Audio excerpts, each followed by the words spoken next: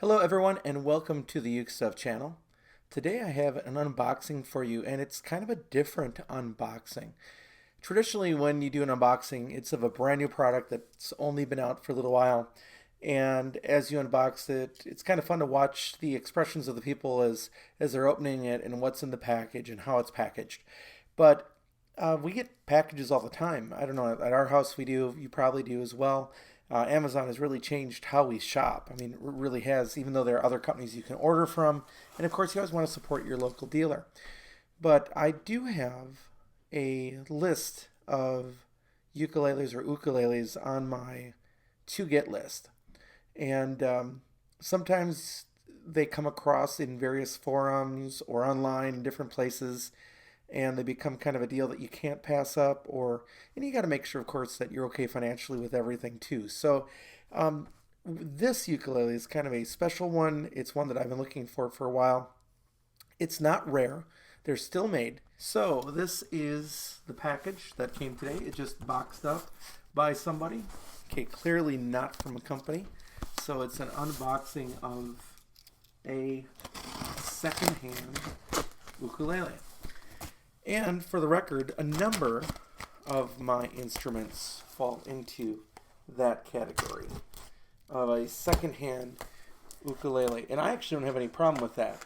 And people get rid of ukuleles for different reasons. Sometimes they just don't play the instrument. Sometimes they find out that they just didn't love it and they want to send it on. I did that with one instrument. I had a really nice Pono. That was a wonderful instrument, but I never had that connection with it. So I get it. Sometimes people just decide to make their collections smaller or whatever. So here is this package, and I've got a bunch of Walmart bags in there. I'm not going to pull those out, but here it is. And as you can see on it right there, this is from the Magic Fluke company. So can I take you down a little bit of ukulele or ukulele history? So basically, in the 1990s, late 1990s, a guy by the name of Jim Beloff he found a ukulele at a flea market, and then fell in love with it really, and decided, why don't we start making resources for it? He worked out an agreement with Hal Leonard to publish his books, the Jumping Jim books.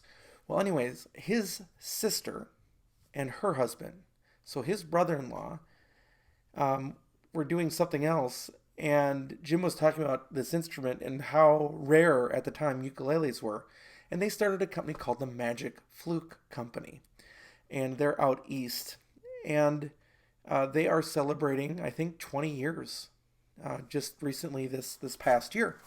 So it was kind of a unique instrument because, number one, it was made completely in America by generally American worksmiths. So it was made at the store, but it's also made in a durable way with a combination of wood and ABS plastic. Now, if that sounds familiar, there's a reason for that. There are now a few ukuleles on the market that share that makeup.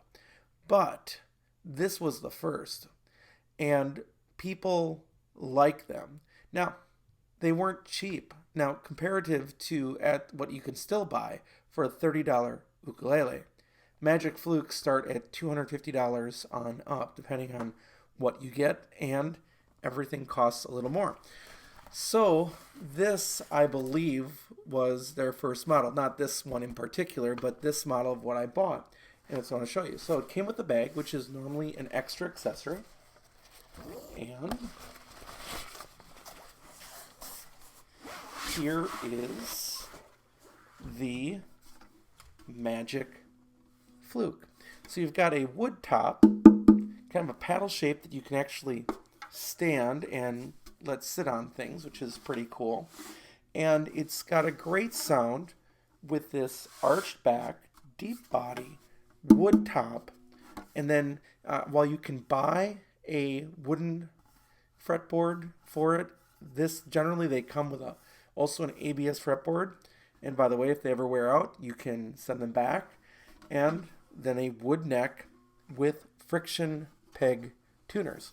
And perhaps this has been the #1 issue of complaint with a lot of owners, because friction peg tuners, they work, but they are a little more sensitive and require tightening and a little more maintenance than a geared tuner. You can buy peg heads, which are they look like a violin tuner to fit this. And I think some people are experimenting with the brand new Graph Tech company. There's something called the Ukulele that I think that they're testing with. So I may try that out too. But this is the original instrument, and it just arrived today. Number 20355. So I don't know if there's 20,000 of them out there, but so it's not necessarily an old version of it. In there you can say it says it's a Fluke, and they also have a fleece shape, and they also make some basses that are solid wood without a sound chamber. They make the cricket violin and a few other instruments. So let's see how in tune it is. Yeah, it needs to be tuned, so we can do that quickly here.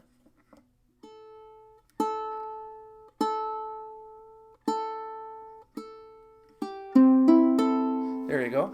And to give you kind of an idea,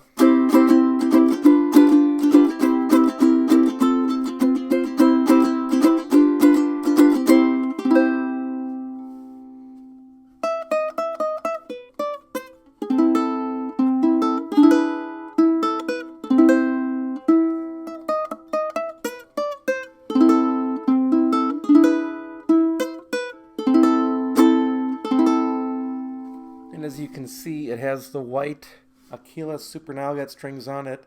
And if you watch this channel, you know that I personally have a preference for fluorocarbons, so some Martin M600s will be going on this in no time, or some Oasis or some other fluorocarbon. So anyway, so that's my latest ukulele, and not only have I wanted this as a part of ukulele history, just like I've reviewed and looked at the McAfee Islander that I was given as a gift from my friend Ukster Brown.